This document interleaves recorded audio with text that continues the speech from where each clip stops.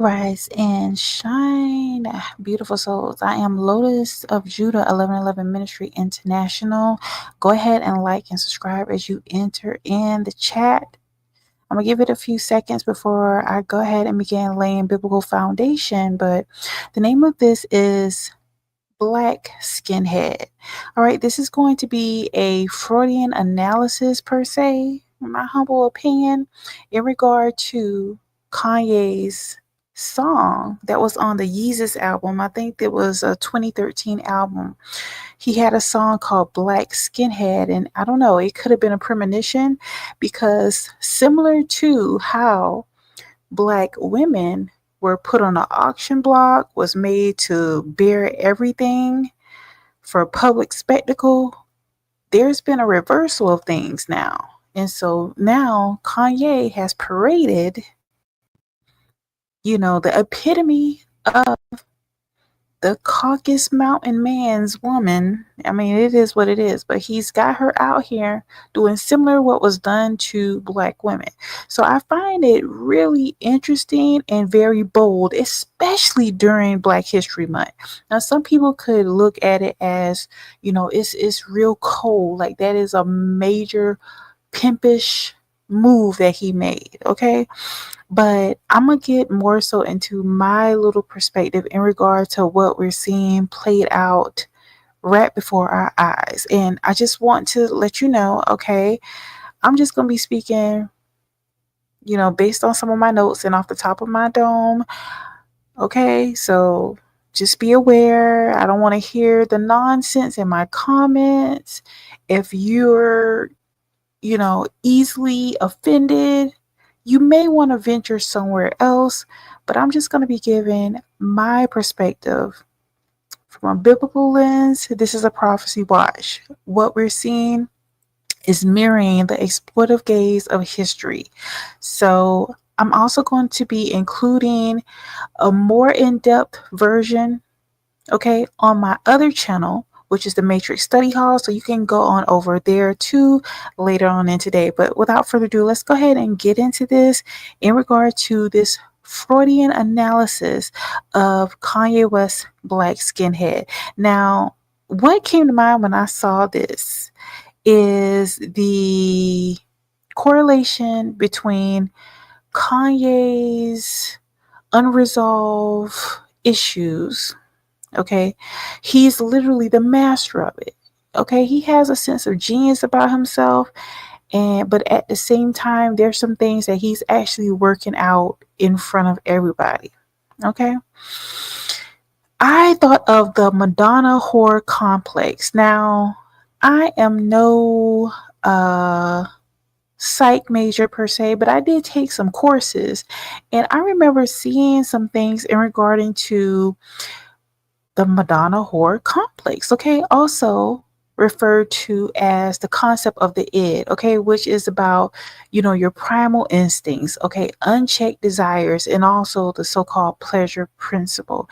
And we're seeing this played out in front of us all in the form of his past relationships and also him attempting to deal with his unresolved issues. Okay, it is what it is put out there. And so from my opinion of seeing what's going on, all right, although people make fun of the things that this man has said and done, he is literally mirroring a lot of things that has been projected onto us in his own way. So this is kind of like a big FU to those that may have tried to control him or commodify him. All right. So he's literally doing what was done towards the black woman towards the white woman now. I mean, it is just blatant. Now, I don't know what type of backlash she's going to get from this, but I'm going to get further into what I picked up from the song Blkkk Skkknhead from the Yeezus album. Again, Yeezus is also a play on the term Jesus. So it tells you a little bit, it gives you a little insight into his mentality and how he's able to be blasphemous, but at the same time, he's in an industry where he has to really fight to have a sense of like how do I say this? Just to have like confidence about yourself, because you're going to be picked apart. But again, this particular song, if you look at it, it's more so of like a premonition of what he planned on doing when it comes to the entertainment industry. Okay, and there's a heavy parallel between historical slave auction block and what he's doing. Like, he literally walked his wife out on the red carpet to completely dehumanize her. And I'm just going to say, it takes two to tango. She had to, in some aspect, be okay with this in order to do this. Okay, for whatever reason, for money, whatever. But this whole racialized thing that we're seeing being played out, it has a much sinister undertone than people are realizing. Okay, there's a line in the song Blkkk Skkknhead says, you see a black man, let me use code. You see a Blkkk man with a white woman at the top floor. They're going to come and unalive King Kong. Okay, I had to use another term because YouTube doesn't allow certain terms. Now, this particular line within the song is highlighting historical fear, okay, criminalization when it comes to black men, when it comes to them connecting with other women, right? However, he's remixed this at this time. And although he's appearing as if he has some level of power, okay, now he's in a position where he could be the exploitive master. Okay, this could be a very dangerous thing because, as you know, many people look towards the entertainment industry and feel as if they can take it upon themselves to do the things that some of these artists are doing. But people do not have, the average black man does not have the protection, the finances, he does not have the weight in order to do the things that Kanye is doing. So this could be a very dangerous move. Although people may be feeling, they're in their feelings, they thinking like, oh, Kanye is big pimping. But with him putting out this public display of, hyper exploitive actions in regard to a woman of another nation could be a very dangerous thing. Okay. Although we are seeing that, he's utilizing his position to do so in a very aggressive way. Okay. He's very upfront. Okay. Even his visuals, when it comes to his videos, are very, very out there, creative in some ways. He's also being very dehumanizing. It is what it is. And also for him to have a play and a remix of the KKK when it comes to a lot of his content.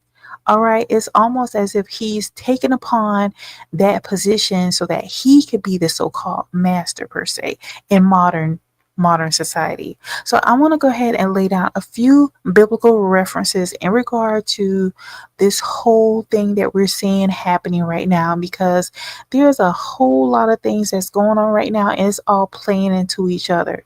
Literally, Babylon is on fire, and while Babylon is burning down, we have all these other prophetic things that are happening. Okay, so when it comes to the hyper exploitation of women, whether they are okay with this or not, this is a part of prophecies being fulfilled. When there is a heightened level of sin, idolatry, all of these things play into societal decay, because as women are the progenitors of the race. Women are the portal between the spiritual and the physical realm to actually get humans here.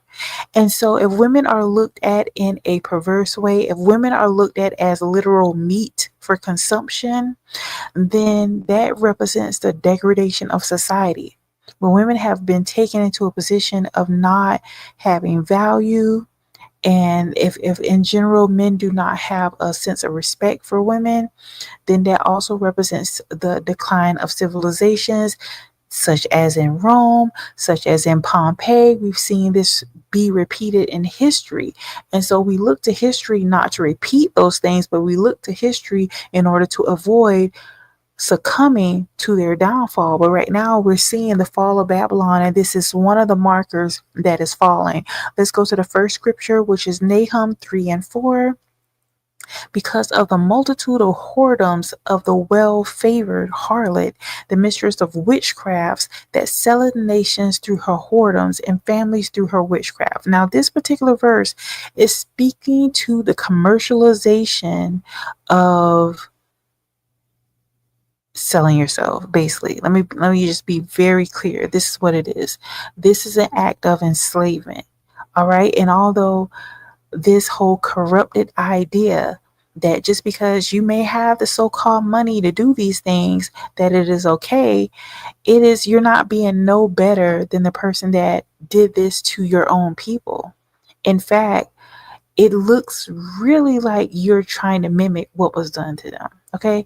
And also, in relation to this modern entertainment industry and the role of providing this hyper degenerate image when it comes to utilizing women for profit, it says a lot about the state, the mental state, about the spiritual state of deception that we're under. Let's go to the very next one. We're going to go to Revelation 17:4-5, and it states, "And the woman was arrayed in purple and scarlet color, decked with gold, precious stones, and pearls, having a cup in her hand full of abominations and filthiness of her fornication. And upon her forehead was a name written, Mystery, Babylon the Great, the mother of harlots and the abominations of earth." Now, although if you study scripture, you realize that when we speak of the whore of Babylon, it's not necessarily speaking about a woman in particular, but women do represent this sort of archetype. Okay. And this depiction of the whore of Babylon is symbolizing that society has become very corrupt, to the point where a lot of these things that we're seeing are not even blurred. Your children are being exposed to these things. All right. The self-indulgence that's going on, the materialism, all this is evident of moral decay. Literally, while different places, in particular Hollywood, is on fire, Babylon is burning, and the entertainment industry has sort of like it's similar to like the Hunger Games going on. So while people are suffering, hyperinflation is to the zenith at this point. People are living under bridges, and y'all are parading around on the red carpet like everything's okay, having the Grammys. Okay. This is an embodiment of prophecy coming to play. And so I want to also get into, let me go ahead further into the analysis, because this definitely reminded me of the work of Sigmund Freud, as I mentioned, and I'm going to briefly touch on it because, I'm not no psych major, but this is just what comes to mind. All right, when it comes to the Madonna whore complex. So give me just a moment. Let me refer back to my notes. All right, so just a moment. Okay, so when it comes to this, now Sigmund Freud's Madonna whore complex, it theorizes that some men, they have this sort of psychological divide when it comes to women. Okay, they may put them in a category, like two different categories. So the one category is the Madonna, representing purity, virtue, and then the other category is the whore, okay, embodying moral corruption, hypersensuality, blah blah blah. Okay, now this duality is a problem because it's preventing them from reconciling with their own lack of love or having love, and also their desire for women, and also their desire for dysfunction. And with what I'm seeing when it comes to Kanye, and I remember, if you're familiar with his relationship when he was with Kim, he was more so into his religious bag at the time. He was having Sunday service and all this stuff, and he was really wanting her to be more wholesome. Okay, he was trying to plead with her, like, you should cover up your mom. And so the irony of all this is that now that he's not with that woman, this current wife he's with, she's never clothed. I mean, he parades her around literally like he's on a modern auction block with her. Like I'm not going to say it's all about him because she has her own mind. I mean, maybe I use that term loosely, but you know, exploitation is happening for whatever reason. This could be leading into some deep rooted issues that he's struggling with. And again, as referred to in his song Blkkk Skkknhead, he is the personification of what he deems as a position of power and authority that white men had. I mean, it is playing out in modern time. And so another thing too I want to speak to in regard to this is how when it comes to this whole Madonna whore complex that he's dealing with, okay, when it comes to these extreme fashion choices, oftentimes like barely there, very sheer, this is suggesting that this particular person, Kanye West, is living his life through spectacle. It's like the more he's able to elicit a response and attention, he's doing it. However, it's very contradictory because he was speaking for a couple of years in regard to having like a faith-based type of theme when it came to music, when it came to his lifestyle. Okay, so eventually somebody is going to have a major like clash when it comes to the things that he's trying to put out there because they're contradicting himself and contradicting each other.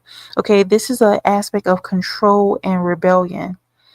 Control when it comes to, the women he has in his life per se. Control when it comes to his mentality regarding his late mother.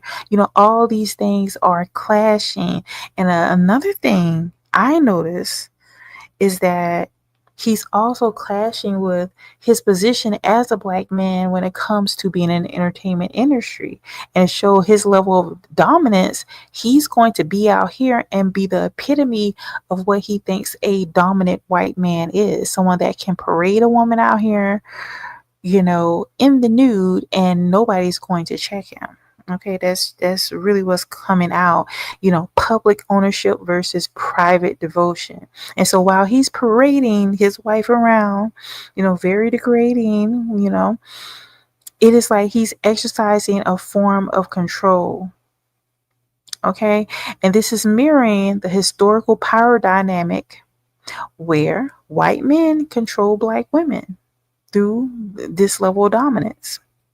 All right. The religious overtones are things that he put out there. But to me, this could also represent when it comes to prophecy watch is that we're seeing a battle of his flesh and spirit. Okay. He embraces at times, Christian beliefs and values. Okay. He speaks a lot about his children. He seems to be very involved with his children. So he has that aspect, but then he has the complete opposite other side of him where he is fetishizing women to the extent that he's being dehumanizing. Okay, so there is an internal battle that we're seeing externally when it comes to faith between what he truly believes in and then what he is trying to align with when it comes to the entertainment industry. All right, let's go a little bit further into this. Hold on, you guys. I want to touch on a few more things. All right, so let's get back to the literal song Blkkk Skkknhead. All right, because yeah, this particular song, okay, again, it was on the Yeezus album. Keep in mind, Yeezus is a play on Jesus. So it's like when you're in this industry, you have to show some level of blasphemy. Okay. And so in some aspects, some of these artists, they think that they can kind of walk a tightrope. They feel as if they could, say these blasphemous things, but at the same time, teeter on still having reverence for the Most High. Okay. And you can't worship two gods. All right. The themes that were put in this particular song, He spoke a lot about the music industry, and also he was showing some level of defiance when it comes to, being controlled, especially the narrative of the slave auction, which is why he is utilizing his woman in this way. All right, parading her around in this way. And when you're viewing this from a biblical lens, this is prophecy being fulfilled. All right.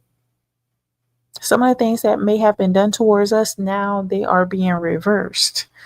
And also the chaos in the different stunts and things that he's doing is also a reflection of the oppression that he feels so strongly about, because he speaks about this in his think pieces. He speaks about this in a lot of his music, especially too. He had a song called Diamonds from Sierra Leone, which speaks about, the blood diamonds, the things that are happening in the Congo and in Sierra Leone. Okay.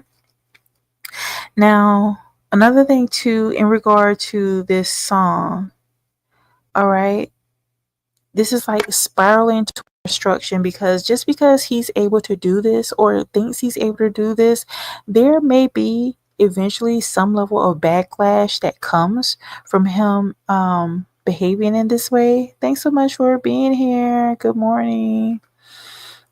Yeah, this was on the top of my head, so I'm like, let me just go ahead and put this out. But anyway, like I was saying, some of the things that he's doing, he's not gonna get away with this stuff. They're going to lash out on him in some ways. And although this whole thing of, thinking that you've made it, they build you up in this industry in order to break people right back down. Okay. And so this could be some level of um sure will. Thanks for being here. Yeah. And so, as I speak to this, because I'm going to be closing this up really soon, but I want to also share that the imagery that he utilized in this song, like Skinhead, and also what he's doing right now, is his way of gaining some type of autonomy. He feels as if, from my perspective, it seems as if he feels or thinks that if he can do these certain things, these stunts, okay, pretending to be a black skinhead per se, that somehow, he's gaining some level of power. Okay. The entertainment industry, much like the slave trade, continues to profit from the exposure and the objectification of our bodies. And so now he's remixing that. Another thing in regard to the biblical end times connections to all this is, for instance, the paranoia in the song, I Think I'm Possessed. Okay, it's an omen. Okay, he's hinting at a deeper spiritual battle when it comes to being within the entertainment industry. Okay, scripture warns us of a world where deception, okay, rampant immorality, and the worship of false idols is increasing as the end times approaches. And also we go to 2 Timothy 3:1-5. And this scripture describes a society filled with lovers of pleasure rather than lovers of God. The next one we're going to go to is Revelation 18:11-13, which speaks of a system where bodies and souls of men are traded. Okay, this is eerily resembling the modern entertainment industry in which he's a part of.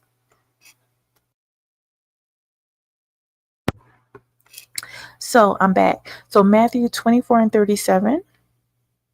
Another scripture that warns that before the return of the Most High Christ, Yeshua, society will be at its worst. Okay, this is similar to the days of Noah, where it's full of corruption, where mothers are volunteering to objectify themselves. Okay, women, do not have the level of class and grace that they once had. And this has become a norm to the point where if you actually decide to be graceful and have couth, you're looked at as the odd one. Okay, this isn't a sign of the level of degeneracy that we're in. Okay, all this corruption, people are just blinded that the fact that impending judgment is coming. Okay, you're seeing all these things happen in society, and it's for a reason. Another thing too I want to speak to in regard to Kanye is, he's positioned himself as a voice, crying out in the wilderness of Hollywood, okay, exposing, the industry's deep, dark underbelly, okay? But at the same time, you can't be within that system but yet um want to be outside of it. Get what I'm saying? Like he's really straddling the fence when it comes to what's happening.